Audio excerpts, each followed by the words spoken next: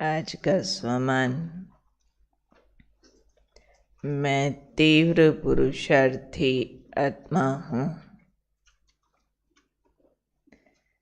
तीव्र पुरुषार्थ के लिए क्या चाहिए? सबसे महत्वपूर्ण वो है उमंग और उत्साह।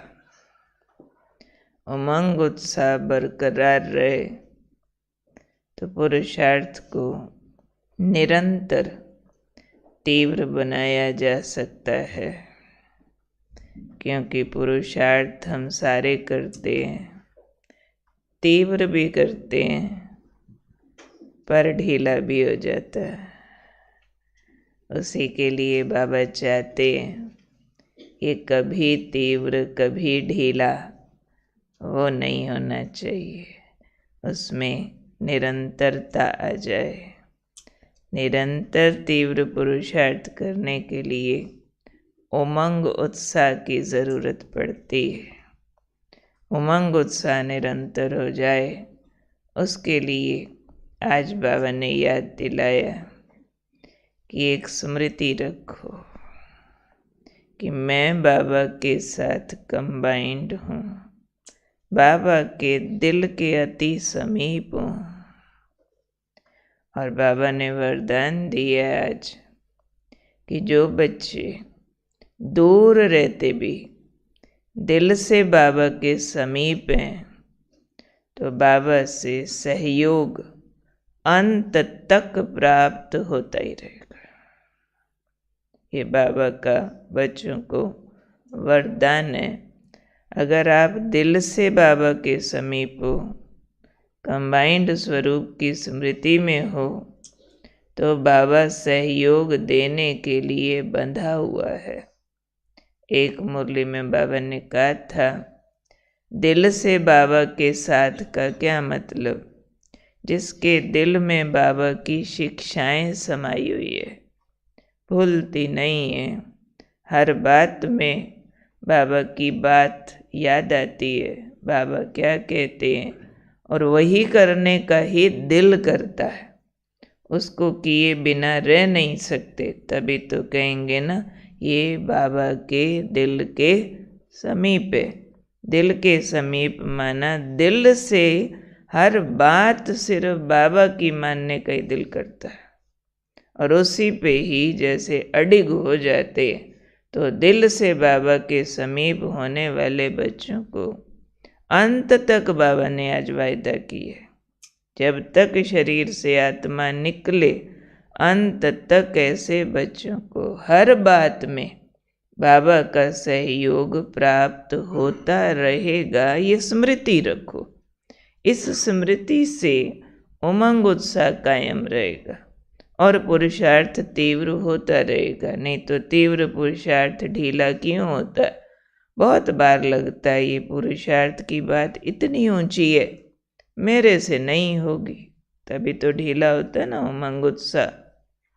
पर जब अंदर से ये फर्म होगा कि बाबा सदा सहयोग के लिए बांधा हुआ है, जिस ऊंची बात पर मैंने कदम रखना है, जिस श्रेष्ठ कर्म को मैंने करने का जोर लगाना है, बाबा ने करवाई देना है।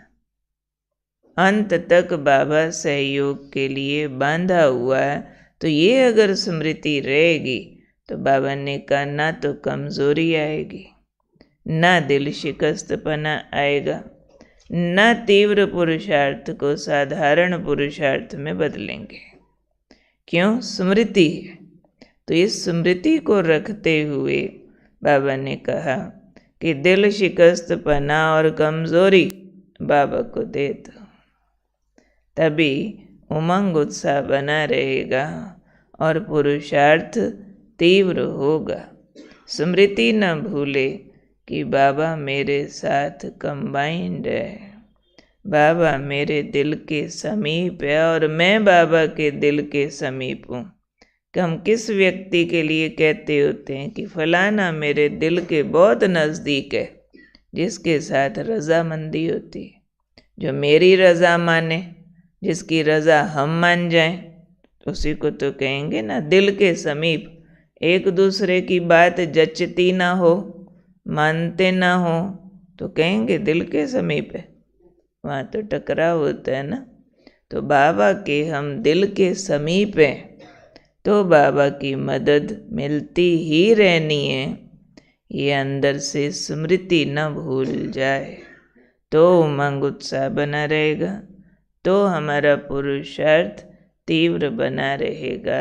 तो कुल मिला के मैंने याद क्या रखना है, मैं तीव्र पुरुषार्थी आत्मा, सदा उमंग उत्साह में रहने वाली, बाबा के दिल के समीप हूँ, कंबाइंड रूप हूँ और बाबा सदा सहयोग देने के लिए बंधा हुआ। बाबा ने वायदा किया है मेरे ऐसे बच्चों को अंत तक सहयोग मिलता रहेगा। जब भगवान वायदा कर ले तो मुझे और क्या चाहिए। इंसान तो वायदे का हेर फेर कर सकता है, पर भगवान तो सदा साथ निभाता है। तो पर ये स्मृति अंडरलाइन करके लिख लेनी। कौन सी स्मृति? कि बाबा अंत तक मेरा सहयोगी है। नोट कर लेना चाहिए, अंत तक हर कार्य में बाबा मेरा सहयोगी है, क्योंकि मैं बाबा के दिल के समीप हूँ, मैं बाबा के कंबाइंड हूँ, मैं उमंग उत्साह वाली आत्मा हूँ, मैं तीव्र पुरुषार्थी आत्मा हूँ। हाँ, सारा कुछ नोट करो। मैंने अपनी कमज़ोरी, अपना दिल शिकस्तपना बाबा को दे दिया। बाबा ने आज कहा दे दो बाबा को कमज़ोरी भी, दिल शिकस्तपना भी, अपने पास रखो उमंग उत्साह, अपने पास रखो स्मृति कि अंत तक भगवान हमारा साथी है, हमारा सहयोगी है। ठीक, क्लियर? तीव्र पुरुषार्थ का बेस क्लियर होता है। अच्छा, आज हमने शुरू करना है अपने स्वदर्शन का पूज्य स्वरूप। तो ये पूज्य स्वरूप हमारा, ये भी हमें उमंग उत्साह दिलाने वाला स्वरूप है। ये उस समय हम अपने पूज्य स्वरूप को याद करते हैं जब हम पूज्य हैं नहीं, पुजारी भी अब हम रहे नहीं, पर पूज्य बनने की तैयारी कर रहे हैं। ये हमारे पवित्र स्वरूपों के यादगार दुनिया मनाती है। तो बाबा ने कहा हुआ है कि आप बच्चे ही ऐसे महान सौभाग्यशाली हो जो अपने लाइफ टाइम में जीते जी अपनी यादगारें देखते हो। नहीं तो और किसी मनुष्य की जीते जी स्टैचूज थोड़े बनते हैं, यादगार थोड़े बनते हैं, स्टोरीज थोड़े बनती हैं, उसके जाने के बाद बनती हैं। तो आप तो जीते जी खुद भी हो और अपने इतने महान यादगार भी देखते हो। तो वो देखना ही आपको बना देता है। वो स्मृतियाँ फिर से आपको वैसा बना देती हैं। जो आज बाबा ने स्मृति की बात की, उसमें हम स्मृति ऐड करेंगे कि मैं पूज्य स्वरूप वाली आत्मा हूँ। अब अपने पूज्य स्वरूपों का अगर हम विश्लेषण करते हैं तो उसमें जो जो चीज़ें, जो जो बातें, जो जो विशेषताएं हम देखते हैं उसका हम कुछ कुछ दिन लगातार अभ्यास करेंगे। हो सके तो एक एक बात का 3-3 दिन भी करेंगे, क्योंकि हमारे पास अभी महीना है पूरा। जनवरी से फिर हमने अपना ब्राह्मण स्वरूप लेना है, क्योंकि साकार के दिन आ जाएंगे। और अभी ये पूरा दिसंबर मास तक हम अपने पूज्य स्वरूप की स्मृतियाँ जागृत करेंगे। अब पूज्य जो होता है वो भक्तों का इष्ट होता है, और भक्त जब भक्ति करता है तो उसको अपने इष्ट देव का साक्षात्कार होता है, और साक्षात्कार उस भक्त की अंतिम मंजिल होती है। भक्ति की पराकाष्ठा जहाँ होती है ना, कई बार बाबा मुरली में कोट करते हैं कि भक्ति में तो भगत सिर कटाने पे आ जाएगा ना, तब दर्शन होंगे। हे भगवान दर्शन दो, नहीं तो सिर काटता हूँ, है ना। क्योंकि वो दर्शन को ही मंजिल मानते कि दर्शन मिला सब कुछ मिला। तो दर्शन कराता कौन है? आपकी संगम युगी अवस्थाएं दर्शन कराती हैं, साक्षात्कार कराती हैं। तो संगम युग पर बाबा ने आज कहा है, आप बच्चों को अभ्यास करते रहना कि मैं साक्षात्कारी मूर्त आत्मा हूँ। मेरे मस्तक, मेरी आँखें लाइट का साक्षात्कार कराती है। मेरे सिर के चारों तरफ भी प्रकाश का चक्र अन्य आत्माओं को दिखता है। तो बाबा ने कहा, सच में भक्तों को आपके ऐसे वाले साक्षात्कार हों और उनकी मनोकामनाएं पूर्ण हों, उसके लिए आप सबको अभ्यास भी तो करना पड़ेगा ना। तो आज हमने पूरा दिन इस स्मृति में भी रहना है कि मैं पूज्य स्वरूप वाली आत्मा हूँ। मंदिरों में मेरी पूजा हो रही है और मेरे भक्त कड़ी कड़ी साधनाएं कर रहे हैं। क्या करने के लिए? मेरा साक्षात्कार पाने के लिए। उनको भगवान का तो मालूम नहीं, मेरा भी साक्षात्कार करने के लिए मेरे भक्त कड़ी साधनाएं कर रहे हैं। तो मैंने जिसने दर्शन देना है उसको क्या करना है? भगत साधना कर रहा हो, भूखा प्यासा बैठा हो और उसका इष्ट आराम से सोया पड़ा हो, कहीं गुस्सा कर रहा हो, ये तो नहीं हो सकता है ना। ब्रह्मा बाबा का मिसाल है कि ब्रह्मा बाबा को हमेशा याद रहता था कि मैं साक्षात्कारी मूर्त हूँ। एक बार बाबा ऐसे बैठे थे और कहीं चलने की बात थी। तो बाबा ने कहा, अच्छा कंघी लाओ। 2-4 तो बाल थे यहाँ पे, ऐसे किया और चलने लगे। तो बहन ने पूछ लिया, बाबा इसकी क्या ज़रूरत थी, नहीं भी ऐसे करते तो चल पड़ते तो क्या होता। तो सीखने वाले थे। तो बाबा ने बहुत अच्छा जवाब दिया, बच्ची, बाबा को सदा साक्षात्कारी मूर्त रहना होता है, क्योंकि बाप साक्षात्कार कराता है मेरे द्वारा। एक बार कोई कुर्ता पजामा लेकर आ गए, बाबा तो धोती पहनते थे ना। तो बहुत जिद किया, बाबा आपके लिए लेके आए, पहनो। पहन लिया बाबा ने, तुरंत शिव बाबा आ गया, किससे पूछ के पहना? मैंने तेरा साक्षात्कार कराना होता है, तो धोती कुर्ता वाला ब्रह्मा चाहिए, पजामा कुर्ता वाला नहीं चाहिए।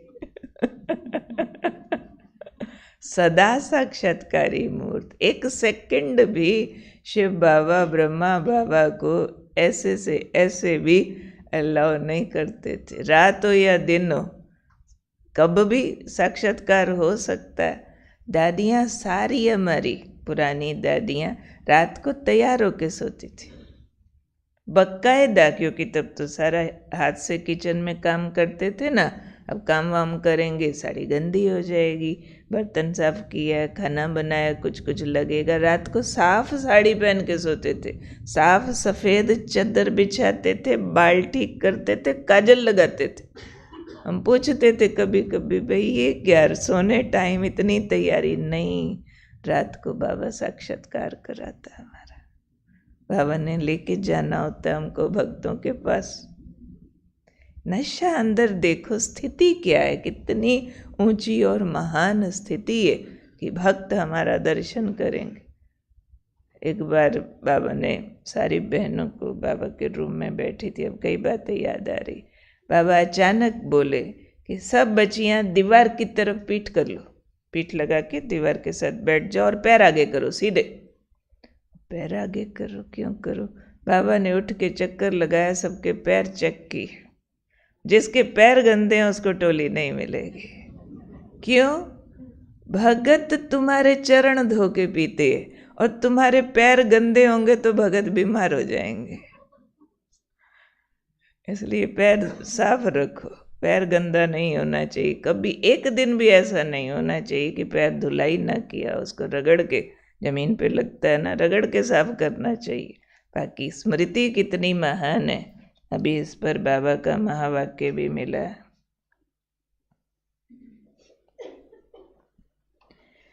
19/6/1970 की मुरली है। त्रिमूर्ति वंशी त्रिमूर्ति बच्चों की 3 प्रकार की लाइट्स का साक्षात्कार होता है। वह कौन सी लाइट्स हैं? एक तो लाइट का साक्षात्कार होता है नैनों से। कहते हैं ना कि नैनों की ज्योति, नैन ऐसे दिखाई पड़ेंगे जैसे नैनों में 2 बड़े बल्ब जल रहे हैं। दूसरी होती है मस्तक की लाइट, तीसरी होती है माथे पर लाइट का क्राउन। अभी ये कोशिश करना है जो तीनों ही लाइट्स का साक्षात्कार हो। कोई भी सामने आए, आज ये प्रैक्टिस करनी है हमने, कोई भी हमारे सामने आए तो उनको ये नैन बल्ब दिखाई पड़े, ज्योति ही ज्योति दिखाई दे। सुना? कोई भी सामने आए, नैन क्या दिखाई दे? बल्ब जैसे, ज्योति ही ज्योति। जैसे अंधियारे में सच्चे हीरे चमकते हैं ना, जैसे सर्च लाइट होती है, बहुत फोर्स से और अच्छी रीति फैलती है, इसी रीति से मस्तक के लाइट का साक्षात्कार होगा। और माथे पर जो लाइट का क्राउन है वह तो समझते हो, ऐसे त्रिमूर्ति लाइट्स का साक्षात्कार एक एक से होना है। मस्तक से, सिर पर लाइट के चक्र से और नैनों से। साकार में नैन, मस्तक और माथे के क्राउन के साक्षात्कार स्पष्ट होंगे। द्वापर का गायन कोई बड़ी बात नहीं है, लेकिन ऐसे साक्षात्कार मूर्त और साक्षात मूर्त बनने से अभी का गायन अपना सुनेंगे, खुद अभी सुनेंगे। सिर्फ द्वापर में मूर्तियों की पूजा हो रही है, गायन हो रहा है, बाबा कहते वो क्या बड़ी बात है, कोई ज़्यादा बात नहीं है, अभी अपना सुनो, गायन पूजन गायन सुनो। भाई आप आ रहे थे ना, आपके नयन बल्ब जैसे दिख रहे थे, आपके माथे पे लाइट चमक रही थी, आपके सिर पे हमने लाइट का चक्कर देखा। इसको फिर परखना पड़ता है कहने वालों को, कई तो लबारी भी होते, परखना पड़ता है। अच्छा।